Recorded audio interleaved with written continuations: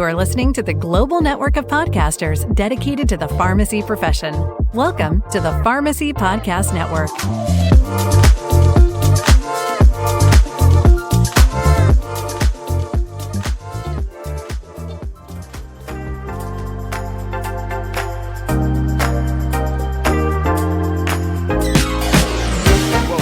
Pharmacy Podcast Network's exclusive coverage of the National Community Pharmacists Association, NCPA, 2024 Annual Convention, recording live from Columbus, Ohio. Known as the Super Bowl of Independent Community Pharmacy, this event is the only industry conference designed specifically for the needs of the community pharmacy professionals. In this special 3-part podcast series, the Pharmacy Podcast Network dives deep into the event's highlights, bringing you firsthand insights from the industry leaders, innovators, and attendees who are shaping the future of community pharmacy. From groundbreaking ideas to actionable strategies, we've got it all covered.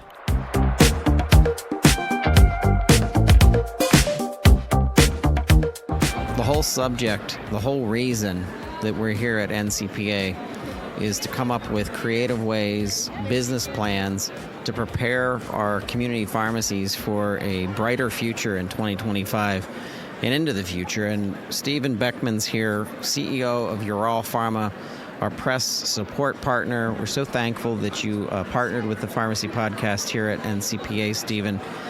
Right out of the gate, just tell our listeners, some of these listeners are pharmacy owners, a little bit about yourself. How long have you been in the pharmaceutical game? Well, Todd, it's always a pleasure to be with you and to support the Pharmacy Podcast Network. It's been a great year working with you, and we look forward to 25 being just as good, if not better. By way of background, I've been in the pharmaceutical industry now, unfortunately, a little over 30 years. I've had the opportunity to work both on the brand side of the industry as well as the generic side of the industry. And it's been a great ride personally. We were talking a little bit earlier today about the options I had when I first got out of undergrad, and I took the chance to come into the industry and never look back. And it's really rewarding at the end of the day, whether you're on the pharmacy side or the manufacturing side of the physician. Ultimately, I think all our goals in different ways is to help the patient. So it's been a wonderful trip down through my career to help patients in many different therapeutic areas over the years, and that's what we want to continue to do here at Ural. We're talking with Mark Garofoli, Dr. Garofoli, known as the Ping Guy. You and him got into a really deep discussion that's another part of our 3-part series. But today I wanted to shift gears and talk to you about the business of pharmacy and creating programs through specific things that happen to our patients. And one of those things is experiencing pain. It could be something else that they're going through. And I always think, can we create programs to help a community independent pharmacy educate their community that this is even available? Because unless you're in it, it's hard to understand what's even available for you if you're going through something. And you have background in that. You have background in the creation of business and business development. And I just wanted you to share with the listeners, some of your ideas. Well, Todd, I think it's a great question, and I would actually say it's an imperative question to ask. I think it's absolutely imperative that we as an industry to continue to focus on the pharmacy channel, and in particular in the independent pharmacy portion of that. We spend a significant amount of money and effort and time working through the independency of the healthcare channel. But I would say over my 30 years, the one area that seems to always get less attention or less focus has always been the pharmacy. It's always traditionally been very heavily focused on the physician, and rightfully so.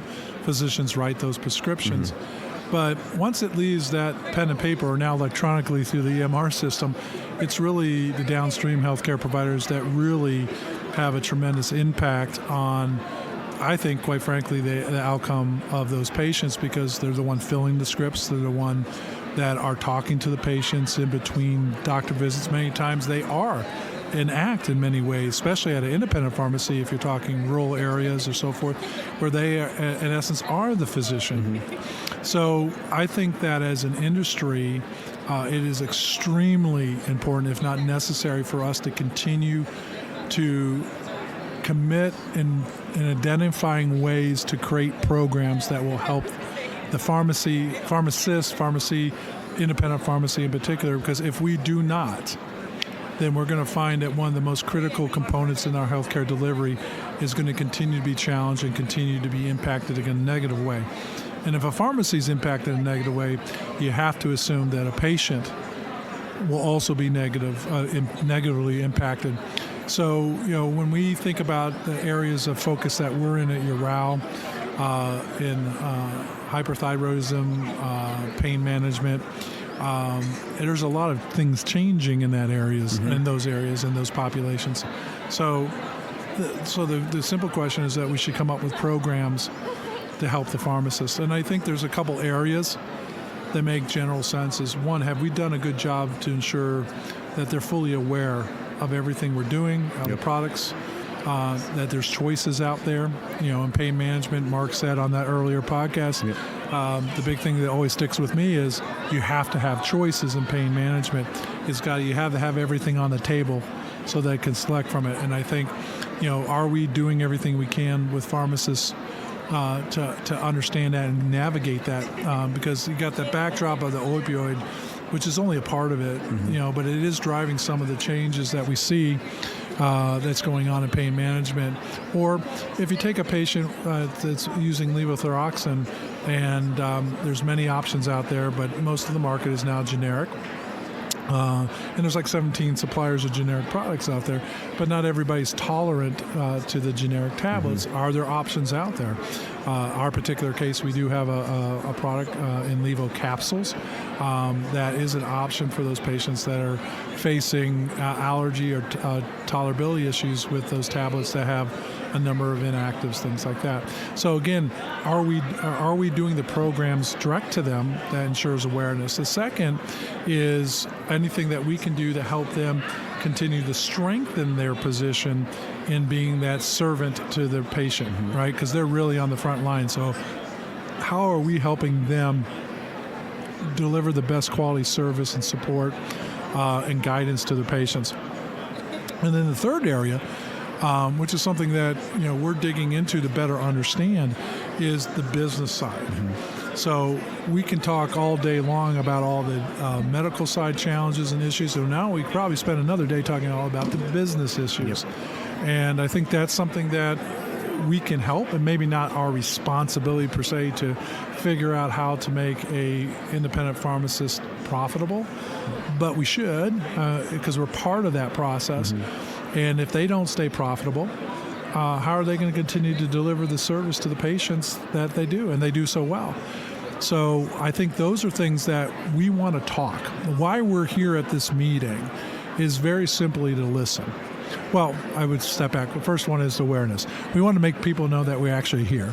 And Urao is obviously a fairly young company. But once they know that we're here, what we want our constituency or our customers to understand is that we are a company that wants to listen. We want to hear it firsthand about what's happening both on the clinical delivery side as well as what's happening on the business side. And in talking to them, we know that they're struggling. We're struggling with how they get reimbursed. And we don't really want to go down the rabbit hole of the PBM and insurer and all that. That's a lot bigger problem than we'll solve on this today. But there are things that we know is happening, the reality of what they're being reimbursed. So how do we think about that? How do we think about everything from how we price the products, how we put them into the system? But ultimately what we want to do is we want to listen to them and see if there's programs that we can come out that will help them be able to deliver the quality of service and healthcare that they do their patients, and not be thinking every other moment, are they going to be able to continue doing this because the dollars and cents don't make sense. Right. So I hope that answers at least the start of the question. Give me some more other good sub-points to it. But I think the most important is that we need to do that. And we have to, as a manufacturer, look at that. Because I think there's many different trends that happen. In the U.S. now, we're kind of not like one country. We're like 50 countries. When we deliver drugs into each state, states have different guidelines. Some states require state licensing to ship products in. So there's a lot of different pressures and influences that are happening. So one of the things that we have to get better at, and that's a lot of effort, is to understand some of those nuances even on a state level.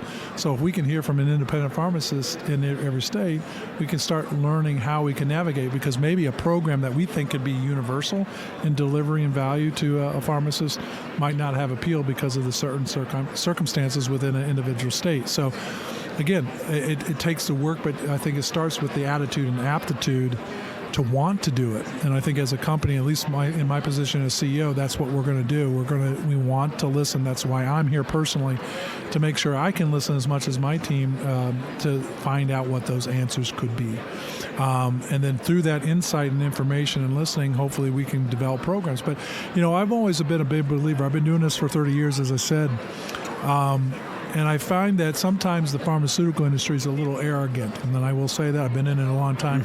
But sometimes we sit back and we think we know what's right and good for everybody, so we go off and we spend a lot of time and money on programs, and then we deliver to whatever constituent, physician, pharmacist, other, and we find that they don't really want it because we never took the time to simply ask and listen. So that's one of the appeals I would have through your network out to all the pharmacists and all the people that subscribe to your platform is if you're looking to partner with a company that wants to listen, wants to try to come up with ideas, and as a generic company, we traditionally don't do this in the generic, and that's one of the reasons we want to be different, is that we want to take the good things from all our past, from our brand and generic past, and come up with plans that make sense for an independent pharmacist. Stephen, this is terrific. Really appreciate your insights and really appreciate your support of independent community pharmacy as well as our own network at the Pharmacy Podcast Network. Thank you very much. Perfect. Thank you. JD Collier here at the NCPA 2024, the Real Value RX booth. We're here covering the show, and we expect an update from you, Mr. JD. So I'm going to put you on the spot. Yeah. The mysteries of DSCSA and compliance, and just kind of where are we at with this? Because it shifts gears and it stops and it starts and nobody knows what's going on. So the big thing this year is they did not delay it. They were very nuanced this year. The FDA said for those people who are exchanging product data, right, then for those people it's okay to not be perfect yet. Okay. Because, I'm still seeing issues from manufacturers and issues, finding stuff in our warehouse that I'm like, I don't have a serial number for this. So there's still problems right now. And the FDA has said, we understand that. We don't want to have a problem with the drug supply. So we're going to go ahead and give manufacturers until August. Manufacturers until May, distributors, myself, until August, and dispensers with more than 26 full-time employees till November of next year. Holy cow. Okay. So when you bump things like that, when it's out of mind and then all of a sudden things slip, that's the importance of real value and notifying your clients and your customers what's going on. What's your advice for a community pharmacy that's listening right now? At what stage should they be at with all this? So whether you're a small dispenser, according to the FDA, or a larger one, small dispensers got a longer delay, but theirs is actually more of an exemption. But the bottom line is, whichever one you are, just cross the finish line and just get it out of your life, get it underway. I have had a number of pharmacies tell me that PBM audits are now asking, what is your solution? Okay. I've had pharmacists tell me that state board said, what is your solution? Oh, and by the way, show me where you put your quarantine product. And they were like, so you don't want to be caught surprised. Right. So just sign up for the system and get it behind you. Got too much else to worry about. Does Real Value RX assist its customers in actually implementing and putting a policy in place? So we are, like the primaries, providing a portal for the customers to access this information. And we use a provider that great great people, and they also have a product for dispensers as well. But most of our customers, their primary also has a portal. So, the information flows in. It's not a huge burden yet. So I would just recommend going ahead and just doing it. Well, I appreciate this update, and I also appreciate the team that we had a great interview with Tom, with Stephanie, just a plethora of information for our community pharmacy owners. This has been a special time here in Columbus at NCPA 2024. What conference are you looking forward to most in 2025? Which one do you like going to? I like the really... you're going to make people laugh at me. So I really like the one that this organization called the HDA puts on, where the FDA comes in person and talks to all of us who work in the compliance world, and it's just all the people from my You're space. a nerd. Yeah. So it's JD all the people is a from nerd. Yeah, well, I'm proud of it. So it's all the people from my space. So it's kind of nice to talk to people who know the words you're saying. Hey, I saw a social media TikTok-ish dance that the entire Real Value RX team did. Listeners, if you haven't seen this thing, go look it up on Instagram. Just use hashtag RealValueRx and look it up on any of the platforms. You'll see JD dancing. It's a typical TikTok.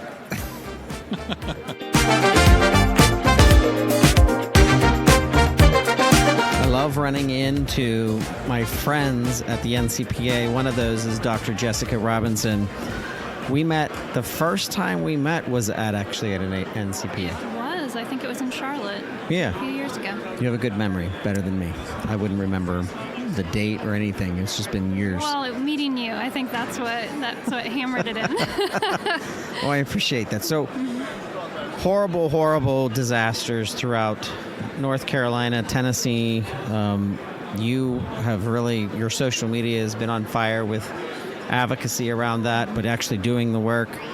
Tell us what happened in the area and how that impacted community pharmacy. Yeah, for sure. Well, to give a little bit of background, I am part of the Community Pharmacy Enhanced Services Network in Tennessee, so I already have, kind of my thumb on what's going on in the area as far as what our pharmacies are up to, have a lot of really great relationships through that. And so late September, when Hurricane Helene hit eastern Tennessee, western North Carolina, there's pretty significant changes, not just in terms of the geological event, but what our pharmacies kind of had to transition through. So thankfully, none of our pharmacies were fully destroyed. So kind of our process was first just checking in, making sure owners and staff were safe, that their families were safe. But then immediately kind of transitioning to what does medication access look like, because it wasn't just a situation of let's bring in some outside pharmacies who can fill medication. It was how do we find the patients, right? For several weeks, we were still trying to find the pockets of communities and even figure out what their needs were. And so it was really amazing to see all the pharmacy owners and staff just come together to identify the needs where they could find them and then create really quick solutions. So we had one pharmacist colleague of mine from Southwest Virginia. He owned several stores, and he had the PICs of those stores, they were doing the work every day, so he just availed himself to other independent pharmacies to be their delivery driver because he had a truck. He knew that he's a mountain guy. He grew up in the mountains, and so he was able to just stop what he was doing and start delivering medications to really hard to reach places. We have another pharmacy that I had kind of had an idea late one night. In Tennessee, we passed a new law that allows us to collect some certain kinds of medications for redistribution. So wholesalers or other pharmacies or even patients can donate unused medications that meet very certain criteria, and we can redistribute those. And so I had just sent a text message to a pharmacy owner I know, and I'm saying, hey, no one in the state has done this before, but would you like to try this under this new law and see if we can help? And within 20 minutes, he's like, yeah, you got the whole back of the pharmacy. Come tomorrow, set it up the way you want. And within 48 hours, we had a full pharmacy within a pharmacy set up. And now we are able to get medications out to providers who are doing clinics. They're backpacking medications in, whatever they need to do. We're able to get them the medications they need to serve these patients. Thinking of 100% recovered, where is your area in recovery to get it back to as normal as possible? Yeah, I mean, I think there's different levels of recovery. In terms of road access, the area has been able to get a lot of those roads accessible again. I mean, many of them are still gravel, right? It's going to take a while before we have paved roads in some areas. But as far as that access, we've really improved it. As far as pharmacy recovery, I would say all of our pharmacies are back into full operations. They have power, they have internet, but they're still really working on how do we help those patients. There are cases where we have patients who have homes and they have power now, but they lost their jobs because they lived up maybe further up the mountain, but the town where the businesses were is gone. And so we're still really looking at how do we make this a long-term vision for helping provide those patients with what they need, because they can't afford stuff right now. You know, even if they have insurance, if the business is gone, what happens to their insurance? Those are questions they come to us, and we don't always know the answer, but we try to get them to the person who can help them. Jessica, it's so good to see you and just catching up, and really appreciate your insights on the NCPA 2024 post show. Absolutely. Thank you for having me. Thank you.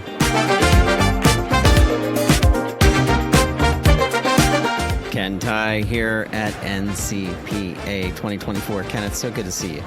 Good to see you too, Todd. You are constantly moving, and as a high-performing pharmacy owner, it's kind of like the definition of the future of pharmacy care, in my opinion, and that is you have to do more than just have your traditional pharmacy. You have to start thinking of how am I going to expand business? How am I going to expand cash-based systems of some kind of program that's going to mean something to my community and it's going to be valuable to my community. Talk to us about how you've built 986 pharmacies in California and how you've tweaked being multi-level business in order to give more services to your community, but also thrive instead of just scraping by with some of the pharmacies that are out there that are having problems. Yeah, I mean, it's not easy to survive in today's current environment. So you're right. I mean, I kind of took, I know it's a bad word here, the PBMs, but I took kind of a chapter out of their playbook, and that is really looking at the different layers, different layers of how we can make ourselves more efficient, find opportunities within what's presented us, because that's the best we can do, right? To do the best we can with the hand that's dealt us. And that's looking at every component, from as small as, how do we make sure we give the best service available, which is, what we try to offer, and I think a lot of our fellow colleagues do the same thing. But then look at it as a higher level where it's like, hey, how can we leverage all this things, the good things that we do together, whether that's on the buying front, right, creating my own GPO, or whether that's looking at partnerships with our pharma groups, right, that we work very closely with. Now we're able to kind of look at that and say, hey, how do we cut some of these middlemen out of the picture and hopefully build an infrastructure that will allow us to not just survive, but really thrive in the current marketplace. It's not easy. I've always said that this is a new age, man. You can't just fill every script thinking that you're going to make some money. That was so 30 years ago, Nowadays, with very, very strategic, even the areas that we work in, and I specialize in underserved areas. And so we're just fortunate in my state of California, that the Medicaids do pay well in a NASDAQ Plus type model, and so we're able to survive and do well, and of course ultimately serve the patients that we all work towards helping out in the community. So when I think of the expansion of 986, your pharmacies, what you're teaching those pharmacy owners to how to operate better at a higher level of profitability, really. I want to come back to provider status in the state of California and incident to billing, or being able to do more from a treatment management perspective. Can you talk to us about how provider status has positioned our California-based pharmacists, and how has that trickled down and helped the businesses that you're running? Well, first and foremost, I wish there was a bigger, we've got provider status now for, I think, at least 7 to 10 years, at that time period, and we were very excited about it at the time. The one component that we left out was not just doing the work, but to get paid to do the work. And that was something that it was a hard lesson that we learned. We always thought that, hey, if we do this first, they'll recognize it, they'll like us and start paying it for us.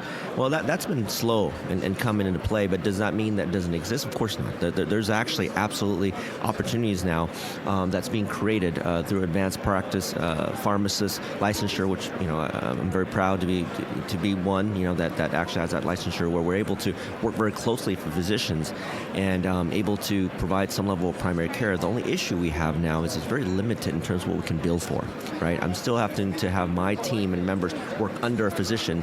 We get to bill for it under them, but we're trying to create an independent model where we have these codes that allow us to do all the billing. And we're not quite there yet, quite frankly, but definitely the ability to order labs, the ability to make changes to prescriptions and things like that, it's there. And we have that capability. Now we're just trying to find ways to be able to get paid for it. We did have a bill a few years ago through the Medicaid system where we could do disease state management billing. We're working on that to build that out to all our stores. So these are all the things that are up and coming, very exciting. But I still think they're at it's sort of developmental stages now, and we really need to fully capitalize and learn how we can really maximize those opportunities and expand those. I know that everything is coming to play, and I know that the next year in California there's a standard of care model that we're rolling out with the Board of Pharmacy. These are all things that will set the stage for us to be in a position where we can really go out there and start doing something special on the clinical front and be able to get paid for it. So, Ken Tai, 986 Pharmacies and K&B Pharmacy Associates. I'm so proud. All right, we have to have you back on the show in 2025 and continue to just talk with you and understand the expansion of specialty pharmacy too. Would love to have you back and talk to you on that. Absolutely, anytime, Todd. Thank you, Ken. I appreciate it. Got back from an innovation conference in Vegas. It was called Health. I always say HLTH. And then we jettisoned over to Columbus. And the crossover between innovation in healthcare and community pharmacy here at the NCPA 2024 is technology. And how are we using technology to build bridges and fill in the gaps of what's happening to our profession, what's happening to healthcare in general, and especially pharmacy. So one of those technology platforms that I am so proud to represent and to know that their growth means success for our independent community pharmacy is the team at RX Mile, which is led by Kunal Viaz. Kunal, welcome to the NCPA 2024 show. Thank you, Mr. Todd. I'm happy to be here. It's been an amazing event.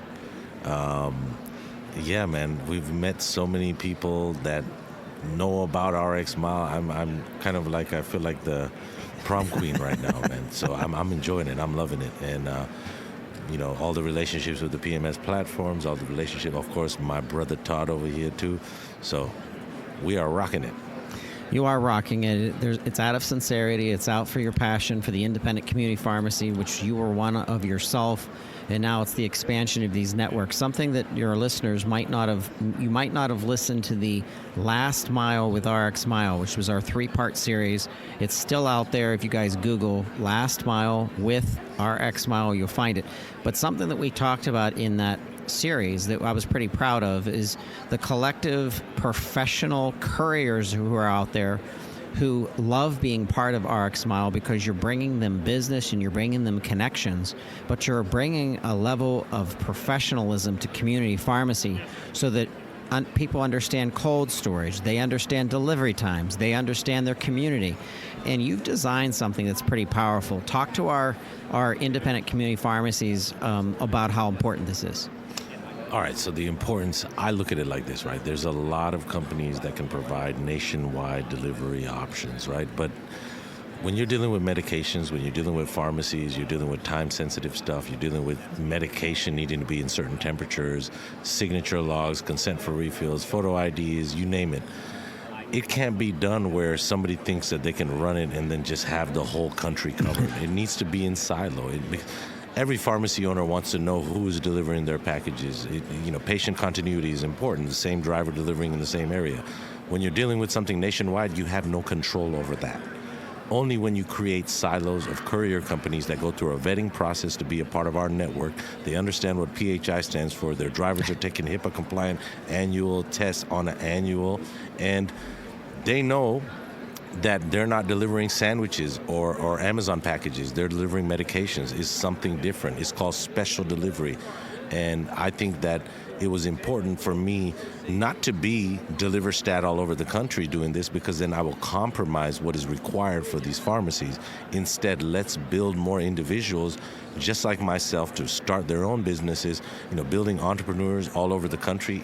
It's amazing. That makes me feel like I'm doing a good deed there. And obviously, it's all compacted to one major priority of mine. My passion is bringing value back to the independent pharmacies. Once we built this, we're already building it, by the way. Yeah. But once, I don't know, maybe it might be 6 months from now with the way we're growing, but when we're touching every nook and cranny in this country, we're delivering all over in this country. We will have a voice that nobody can deny, and we will be able to bring back data components to these insurance companies to make them understand that you're being penny-wise, pound-foolish using mail-order pharmacies when you should be using the local community pharmacies that know the name of the son of the patient, know the kids, know the family, know exactly when they were born.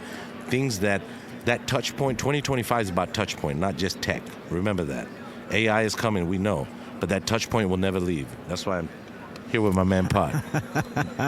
Podfather. The Podfather, the RX Podfather. Hey, we have some special things that we're going to be doing together in 2025. I want to give a shout out to our pharmacy owners listening right now. If you have questions, you want to talk to Kunal or one of his team, they're so dialed into you, the community pharmacy owner. They understand what you're going through. They have pieces of the puzzle. They have relationships with your pharmacy management system. If they don't, they're going to work at this. They're going to help you get to a point that you're going to be able to use GPS technology, define your deliveries, refine your deliveries, make things more efficient. Kunal, we're excited about working with RxSmile. Go to rxsmile.com, by the way. In closing, what do you think was important in being part of the NCPA this year, Kunal?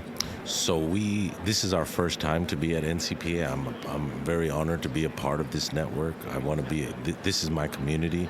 My passion is this. This is what I'm doing. I'm 44 years old here, and this is there's nothing else going on but this. So for me, I am, as I said, honored to be here. I've met a lot of people from NCPA and the leadership team yesterday, and it was great. And I ain't going nowhere, so you'll see me here every year. That's right. Here we are. All right. We'll talk to you soon. Thanks for listening to the NCPA 2024 Post Show on the Pharmacy Podcast Network.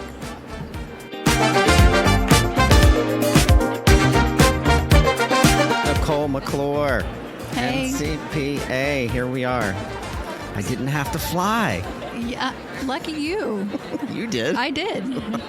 So how was the trip in? It was great, actually. No complaints, no issues, so. That's good. Yeah. Did you have a connection or anything? Yeah, through Chicago, which I'm always a little nervous about because O'Hare is one of those that can mess you up. Unpredictable. Yeah. Yeah. So. All right. I want to talk to you. I've been looking forward to this time with you because you and I have seen, I don't want to start calling us veterans of this business, but we've seen a lot of things change. And now we're at this, I don't know if you want to say pinnacle, precipice, but pharmacy care is drastically changing, and it has to based on the survival and thrivability and being able to make money. So from a marketing perspective, when websites came out, it's like, okay, you got to get your website up, and you have to go a little bit of digital, and you have to understand how social media works. But we're not in that stage anymore. We're kind of beyond that. But you are dragging along some organizations and pharmacy owners that might not have gotten involved when they should have. Give me a temperament from your perspective running GRX marketing and Finch as well. Where are we at with communications and marketing today in the landscape of how competitive pharmacy is? Yeah, I mean, I would say independents, they've definitely come a long way as far as website stuff and digital marketing goes. They definitely embrace it more than they used to. I think one of those reasons why is because it's trackable. You can provide stats and ROI, show ROI to them, because I know that's always a sticking point with a lot of pharmacy owners with marketing is if they can't track it, they think it's not working. So I would say that it's still definitely a viable part of the overall business, and an important part. I wouldn't go away from digital marketing. Not having a website is detriment to your business. So if you don't have a website, or if you have one that maybe you made 10, 15 years ago and it haven't had any updates, I mean, an average consumer can definitely tell. And what we tell our clients is a website is oftentimes their first impression of your pharmacy, or a Facebook page or anything like that. So if it looks dated, they're going to question, okay, well, how up to date is this pharmacy in general? So that's why it's so important to have a noticeable presence on digital marketing. On the flip side, you can't just do digital. I mean, I think sometimes there's that school of thought out there that, it's digital's the way, that's the only way we should market our pharmacy. But the challenge with that is you're not going to reach prescribers or make those community connections, do that community outreach just digital. So you still have to have that in-person, more traditional marketing as part of your full plan. When you do that, when you combine a bag stuffer with information on it about a new program or maybe a new vitamin line that's come out or something to inform the patient, the customer that's coming into your pharmacy, are you coaching to make sure that those marketing materials also are digital and are being shared so everything looks the same, what you're getting the leaflet versus what you see online? Yeah, definitely. And I mean, with our clients, that's where we, by handling all of their marketing, so the in-store stuff, but also digital, it's going to have that same cohesive message, because just think about how many different messages you see throughout the day. It's like 500, I think, at minimum. You just get inundated. And so if you're not seeing that same message over and over, it's not going to stick. So it takes a person at least 8 to 13 times to see a message to take action. So that's where it's like you run an ad on geofencing or digital ad, and it maybe doesn't get the results that you want right away. It's something unfortunately, you have to stick with it. I mean, just think about in general, like how long it takes us to make a decision on anything, especially with prescriptions or your health involved. So that's where we encourage our clients of just stick with it, have that same message in the pharmacy so they're seeing it on your website, on your social media, when you're going in and talking to the doctors, it's that same type of messaging as well. So it's just hitting those multiple target groups at the same time. Is there anything sticking out right now that pharmacy owners are having success with from a marketing perspective, a comms perspective? I think of GLP-1s, I think of weight loss surge, I think of maybe expanding your compounding business. Is there anything that you've been working on that you're seeing a lot of success in? I mean, the GLP-1 thing is definitely a hot topic. I would say compounding too. I feel that that's come back over the last couple of years. When all the USP 800, 797 regulations went into effect, what has that been, like 4 or 5 years ago now? We definitely saw a decrease in compounding requests, but that's, I feel like, definitely coming back. And that's a great service because they can do that without involving the insurance companies. And you can also do it for pets and, other areas, not just traditional type medicine. So that's where it's nice that they can then broaden their target market as well. So I would say, yeah, definitely compounding, weight loss, just wellness in general, vitamins and supplements and whatnot too. I think of the supplement business as that cash-based business. What other lines of business that are cash-based are you honing in on for your client in order to market those services to the community? I think just the other one would be just consulting in general. Okay. I mean, more are getting on board with charging for their consulting services. It's been kind of a long, slow battle of pharmacists are just ingrained that they have to give all this advice away for free. But it's like, let's show value in your time and charge somebody for a consult on weight loss or just a medication review or whatever it is. But we're definitely seeing an uptick of that the last couple of years. I'm sure some of it's tied into, PBM issues and whatnot because they're forced to look for other ways. But in some ways it's been good in the sense that people are finally realizing their value and that, yes, that is a service that they should be charging for. If you're listening to the show and you would like to revamp your marketing for 2025, please reach out to the GRX marketing team. Is it still pharmacymarketing.com? It is, yep. Pharmacymarketing.com. Easy to remember. Nicole, thanks for participating in this year's NCPA 2024 show. Yeah, thank you. Great to see you.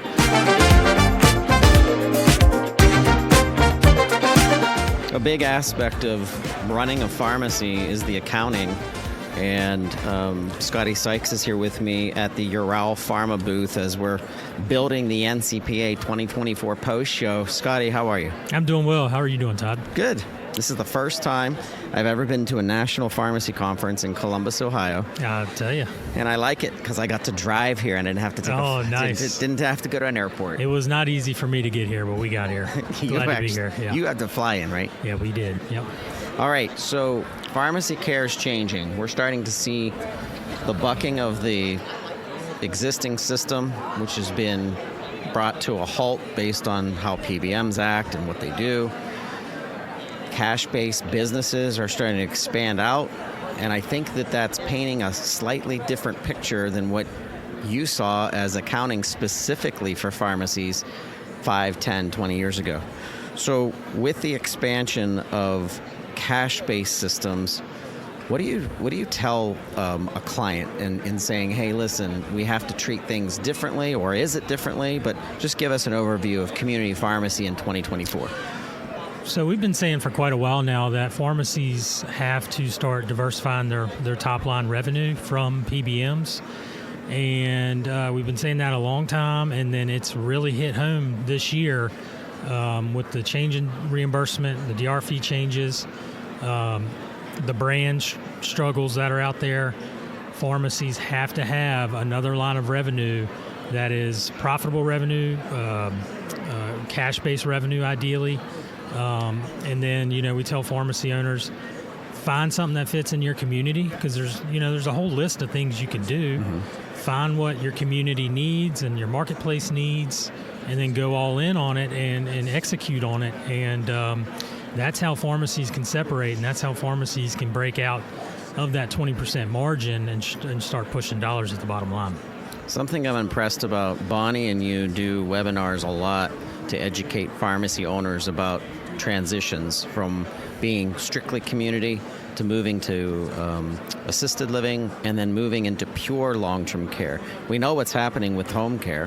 Home care is becoming the new facility where you go into the home, That's right. You set the home up the right way. You might even have some instrumentation that's dialing into blood pressure or monitoring or something. Talk to us about that difference between, hey, I'm a community pharmacy, I know how things run from an accounting perspective, now I'm doing things in long-term care and I'm getting special pricing and rates and things that are happening in order to facilitate the growth of long-term care at home. So, long-term care at home, pharmacies are already serving those patients, so absolutely pharmacies should be adding that to their pharmacy stack. The margins are slightly better. I hear maybe they're going to be getting even better in the future. So you have to do the long-term care at home piece. But anytime you bring in these other revenue areas, there's going to be some differences in the accounting and how you're going to classify that and record it and track it. You bring in 340B, for example. The accounting complexities that go along with that can be very confusing. I mean, we have a team in-house just on that because it's so specialized.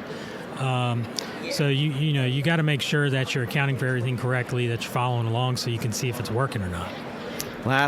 Last question, last point I want to talk to you about is adding on another business to an existing community pharmacy.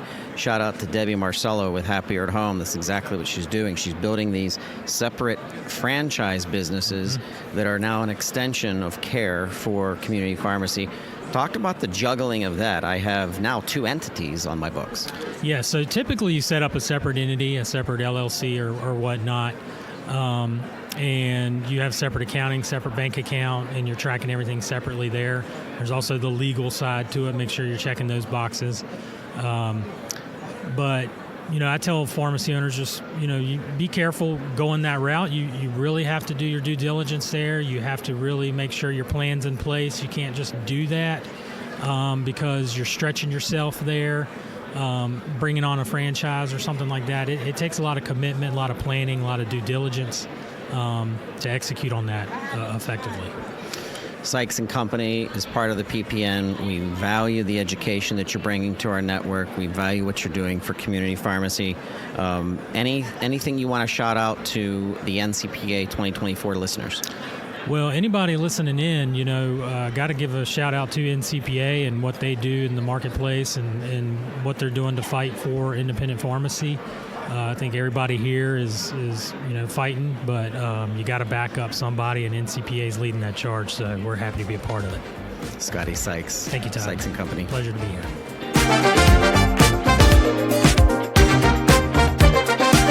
Hey, this is Mark Pain Guy Garofoli here to welcome all of you to NCPA 2024 in Columbus, Ohio.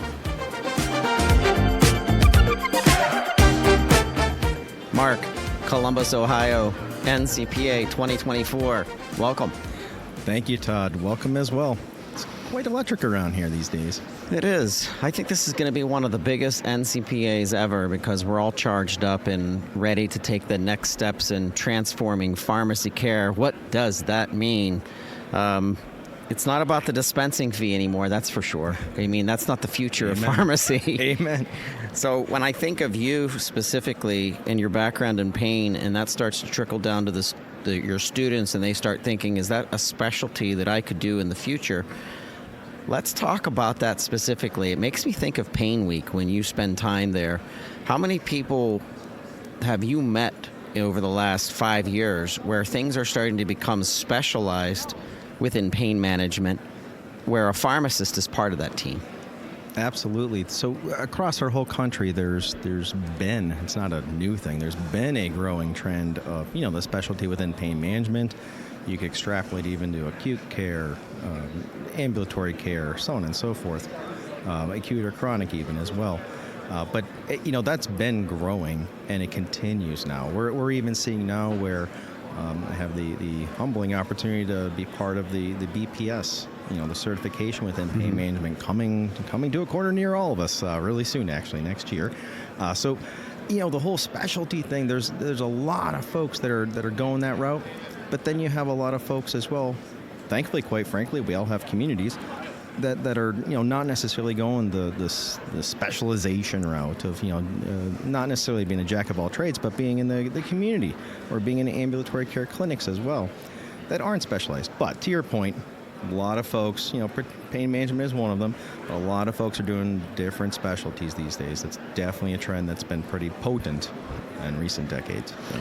Pain specifically, with how obscure it can be and really understanding, I think of the fractionalization of a pharmacist who starts to focus on geriatric pain management versus sickle cell versus short-term pain management that might be from an operation or something.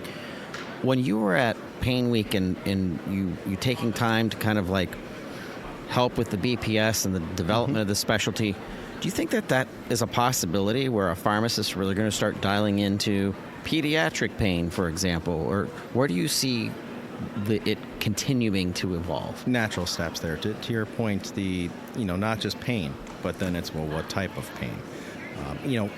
It's very patient-centric when you think about it. It's a patient with sickle cell disease is certainly going to be a different human being. I mean, we all are, but in a different predicament than somebody experiencing, just broke their leg, or you mentioned a geriatric patient with pain. Everyone has their different, attributes that we as pharmacists need to take into account. They're going to overlap, of course, but the more experience one person has with one condition or one age group, even for that matter, the better for the patient. You mentioned Pain Week. The last 2 years, I think it was, our friend William Amarquay, he did sickle cell talks, him exactly. and Jimmy too. And, those two gents, they're amazing. They're hands-on, they're boots on the ground, working with those things where, that comes up. Even as, for those that can't, just picture it, my hands are going because I'm Italian. But with the quotes, even pain guys can be like, I'm going to reach out to them. Yep. That's an identified specialty within a specialty along the way.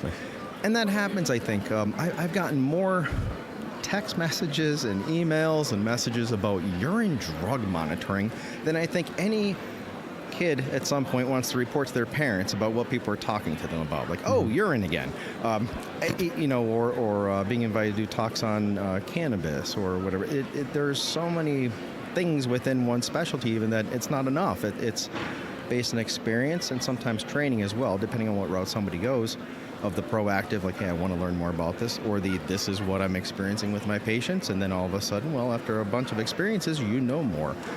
Because as pharmacists, we're certainly going to want to provide that high level of dynamic patient care and, cross our T's and dot our I's before doing that and during it as well, too. Shout out to Ural Pharma, our sponsor here at the NCPA 2024, helping us with the press coverage. Stay tuned. You'll be hearing a lot more from us as we're covering NCPA 2024. Thanks for being here, Mark. Thank you, Todd.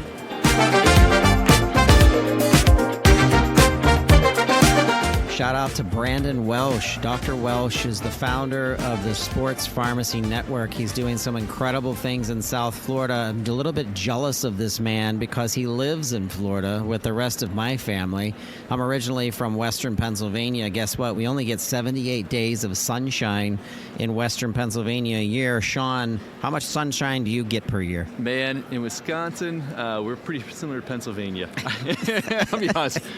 We specialize in gray skies for a part of the year. See? Sean Casey's here with me. How do you know Brandon? How'd you guys connect? So Brandon and I connected through Sport Pharmacy Network. Okay. I am actually with Sport Pharmacy Network, the director of Applied Human Performance. Okay. And you are a registered dietitian like my sister Teresa, and she actually works for the Melbourne hospital system down in Melbourne, Florida. And I'm always telling her, you belong in a partnership with pharmacists, so you guys can really dial into things that, like if there's a medication that is detracting vitamin D, for example, like get your nutritionist and your dietitian dialed in. Oh, no, it's such a symbiotic relationship. As we know that many prescription medications, be it statins, be it metformin, be it I see a lot of this with the female athletes I work with. They're on oral contraceptives. Mm-hmm. Oral contraceptives deplete B vitamins, magnesium, a lot of different things. And so that's where it's fun working with a pharmacist, is identifying where the medication's causing these issues, and then coming from the food or the nutraceutical standpoint on my side, is repleting these nutrients back within their body. That way they perform better, they have more energy, mood levels are better. There's so much great collaborative opportunities working with pharmacists. Let's shift the gear back to sports pharmacy and sports medicine. My godson plays for a D1 school, Go Yukon Huskies. They're doing really good. I think they're like 5-3 right now. And I think, okay, he suffers from occasional allergies. Maybe something's going on where he's on some kind of prescription. If I could dial in a pharmacist who was really understanding how that component impacts your performance as an athlete, there's an advantage to that. I want to see more pharmacists start dialing into the NCAA and really giving consulting on sports and athletics specifically, and how medications might impact that, but then also how supplements might impact that.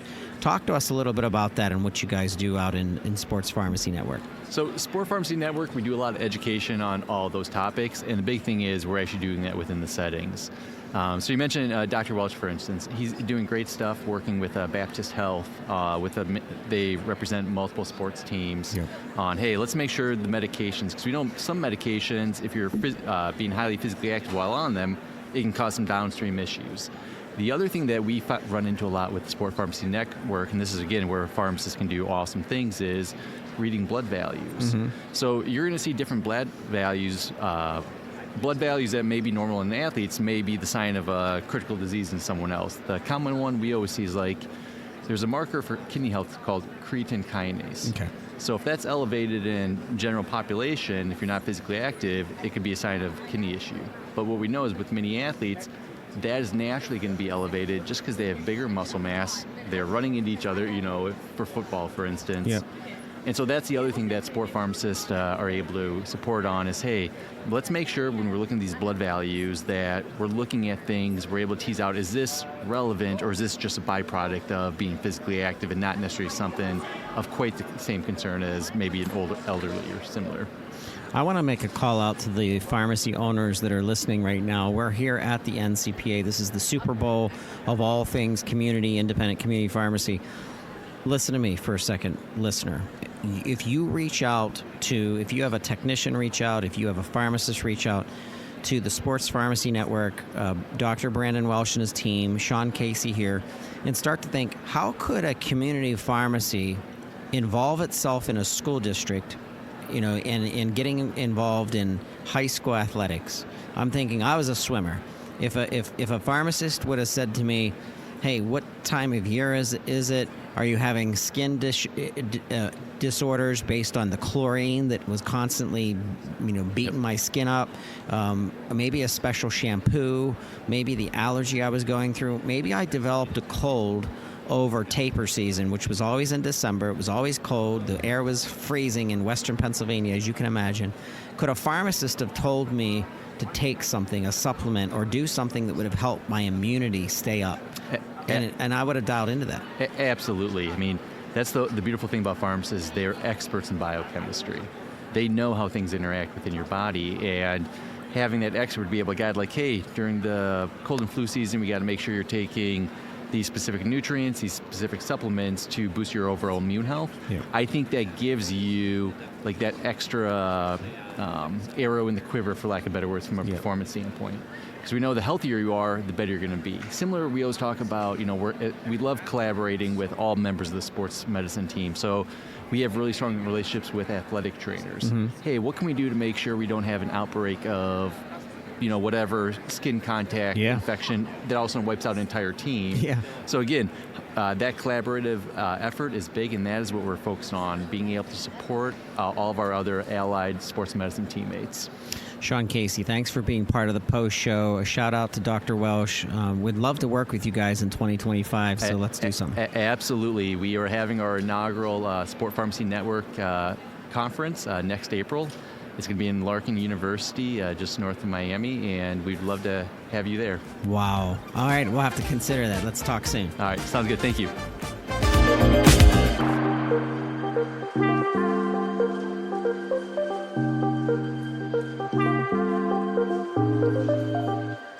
Levothyroxine sodium capsules are L-thyroxine T4 indicated for use in adults and pediatric patients 6 years and older with hypothyroidism. Levothyroxine sodium capsules can also be used for pituitary thyrotrophin suppression. Thyroid hormones, including levothyroxine sodium capsules, should not be used for the treatment of obesity or for weight loss. Doses beyond the range of daily hormonal requirements may produce serious or even life-threatening manifestations of toxicity. Levothyroxine sodium capsules are not indicated for suppression of benign thyroid nodules and non-toxic diffuse goiter in iodine-sufficient patients, or for the treatment of transient hypothyroidism during the recovery phase of subacute thyroiditis. Levothyroxine sodium capsules are contraindicated in patients with uncorrected adrenal insufficiency. For elderly patients and those with underlying cardiovascular conditions, starting with a lower dose is recommended due to the heightened risk of cardiac adverse reactions, including atrial fibrillation. Oral thyroid hormone drugs should not be used to treat myxedema coma, and replacement glucocorticoids are necessary for patients with concomitant adrenal insufficiency before initiating levothyroxine sodium capsules. To prevent hyperthyroidism or for the incomplete treatment of hypothyroidism, proper dose titration and careful monitoring are essential. Diabetic patients should carefully monitor glycemic control after starting, changing, or discontinuing thyroid hormone therapy, since glycemic control may worsen in diabetic patients. Decreased bone mineral density associated with thyroid hormone over-replacement may occur. Adverse reactions associated with levothyroxine sodium capsules primarily reflect symptoms of hyperthyroidism due to overdosage, including arrhythmias, heart attack, dyspnea, muscle spasm, headache, nervousness, irritability, insomnia, tremors, muscle weakness,